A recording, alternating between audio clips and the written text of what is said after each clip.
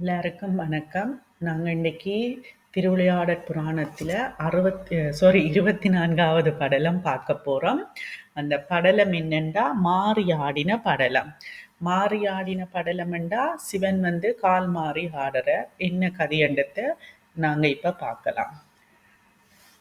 விக்கிரம பாண்டியன் தன் புத்திரனாகிய ராசசேகர பாண்டியனுக்கு முடிசூட்டிவிட்டு தான் சிவலோகத்தை அடைந்தான். அப்போ விக்கிரம பாண்டியன் தன்னுடைய மகன் ராசசேகரனுக்கு முடிசூட்டிட்டு இவர் சிவலோகத்தை அடைஞ்சிட்டார். ராசசேகர பாண்டியன் சிவபெருமான் ஆனந்த வடிவமாய் வெள்ளியம்பலத்தின் கண்ணின்று செய்தருளும் திரு நிறுத்தத்தில் வைத்த அன்பு மிகுதியினாலே பரத நூல் ஒன்றொழித்து மற்ற 63 கலைகளையும் கற்று செங்கோலோச்சி அரசியர் இயற்றுவான் ஆயினான். அப்ப ராசசேகர பாண்டியன் என்ன செய்கிறார்? 64 கலைகள்லாம் அந்த கலைகள்ல பரதத்தை பயிலையில மற்றது 63 கலைகளையும் பயின்று அங்க வெள்ளியம்பலத்தின் கண் அவர் நடனம் ஆடுறார் சிவன் அப்ப அதை இரண்டு அன்பு மிகுதியினாலே அங்க வணங்கி கொண்டு வாரார் ராசசேகர பாண்டியன். அதோட செங்கோலாட்சி அரசியற்றுவான் ஆயினான அரசு செய்து கொண்டு வாரார், ஆட்சி செய்து கொண்டு வாரார் செங்கோலாட்சி. அந்நாளிலே சோழ நாட்டிலே கரிகாற் சோழன் என்பவன் 64 கலைகளும் பயின்று கொண்டு, அப்ப இவர் இங்க அரசாட்சி செய்ய சோழ நாட்டில, இது பாண்டியர் இது சோழர்.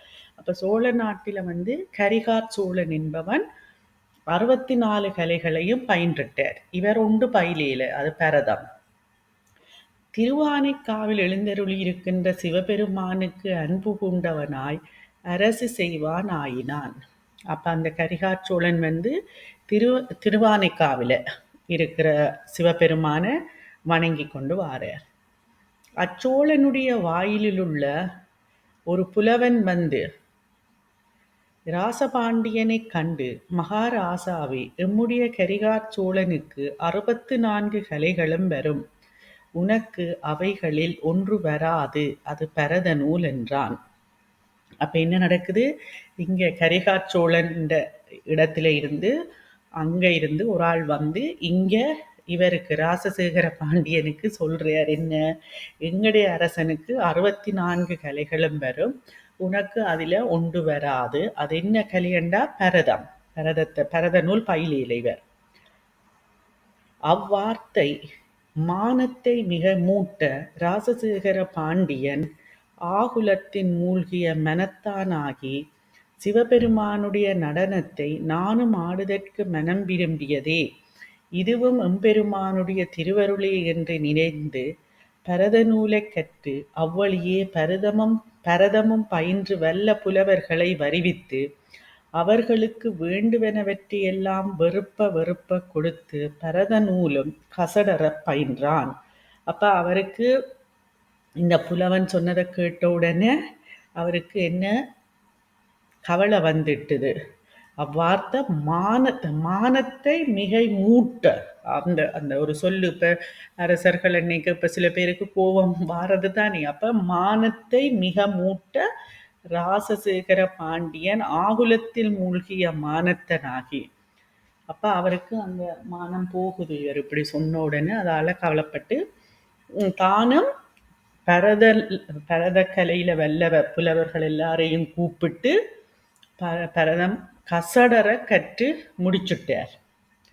இவர் அதை சொன்ன உடனே தான் இவருக்கு அந்த ஒரு ரோசம் என்று சொல்லிவினம், யாரும் சொன்னால் இதா செய்வினம். அது போல பாண்டியன் இக்கூத்து பயிலும் பொழுது தன் உடம்பிலே மிக வருத்த நோயடைந்து, இந்த வருத்தம் வெள்ளியம்பலத்தாடும் சிவபெருமானுக்கும் உண்டே, பிரம்மா விஷ்ணுக்களாலும் காணப்படாத திருவடிகளில் ஒன்றே நோவும் வண்ணம் நெடுங்காலம் நிற்கின்றதே.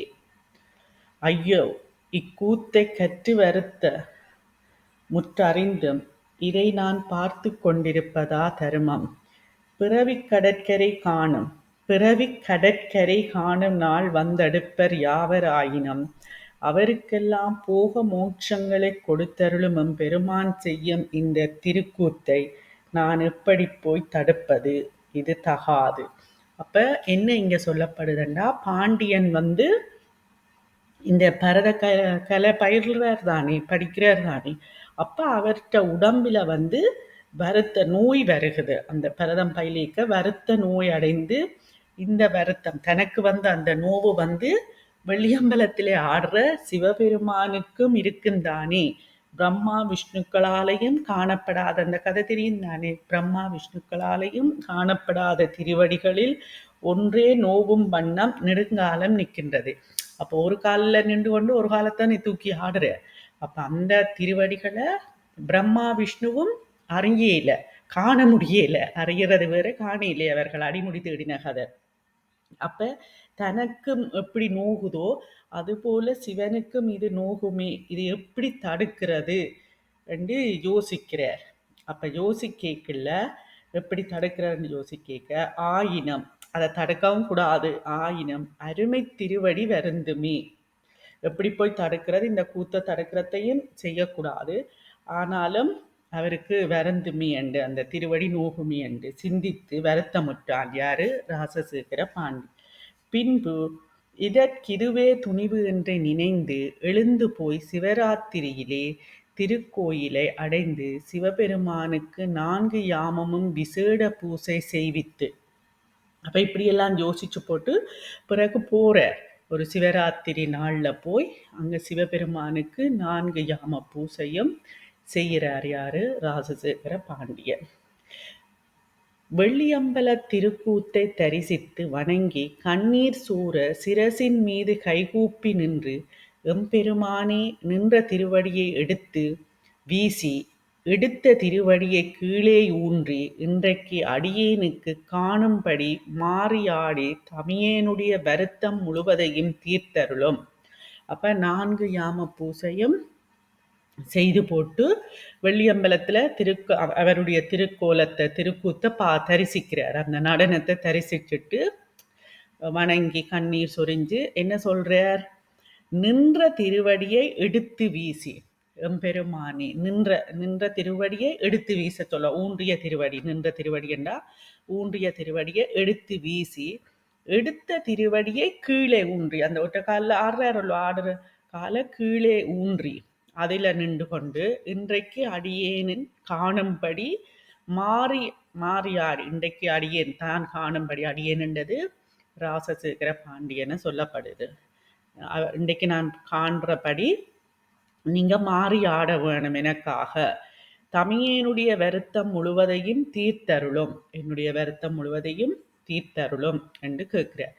அங்கனம் செய்யாதொழிவீராயின் அடியேன் இறந்து விடுவேன், நீங்க இப்படி மாறி ஆடாட்டிக்கு நான் இறந்து விடுவேன் என்று சொல்றார் என்று விண்ணப்பம் செய்து கொண்டு சிவபெருமான் எதிரே தன் உடைவாளை நாட்டி அதன் மேலே குப்புற விழப்புகுந்தான்.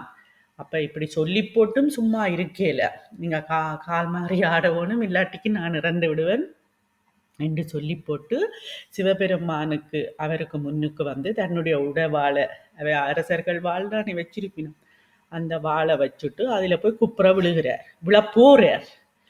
புகுமுன் குப்புற விழப்புகுந்தான், புகுமுன் விழப்போக முதலே அன்பிற்கு எளியராகிய சிவபெருமான், அவர் விழப்போக முதலே அன்பிற்கு எளியவராகிய, பாருங்க, அன்பிற்கு எளியவராகிய சிவபெருமான் தமது இடப்பாதத்தை ஊன்றி வலப்பாதத்தை எடுத்து வீசி மாறி ஆடி காட்டினார். அப்ப இடப்பாதத்தை ஊன்றி, அப்ப முதல் இடப்பாதத்தை தான் தூக்கி ஆடினவர். அப்ப இடப்பாதத்தை ஊன்றி இப்ப வலப்பாதத்தை எடுத்து வீசி மாறி ஆடி காட்டினார். பாண்டியனுடைய மனக்கவலையும் மும்மலத்தையும் ஊட்டினார். அப்ப பாண்டியன் அவர் கவலைப்பட்டவர் தானே. அப்ப மனக்கவலையையும் போக்கி அவருடைய மும்மலம், எங்களுக்கு தெரியும், நாங்கள் சைவ சித்தாந்தம் இப்ப படிக்கிறோம் தானே, ஆணவம் கர்மம் மாயை, மும்மலத்தையும் ஊட்டினார். அவனை பரமானந்த கடலிலே வீழ்த்தினார். அப்ப அவரை பரமானந்த கடலிலே வீழ்த்தினார். பேரின்ப கடலுள் வீழ்ந்த பாண்டியன் தன் மனம் வாக்கு காயம் என்னும் மூன்றும் சிவபெருமானுடையவனவாகவே அன்பே வடிவமாய் நின்று இங்கனம் துதிப்பான் ஆயின.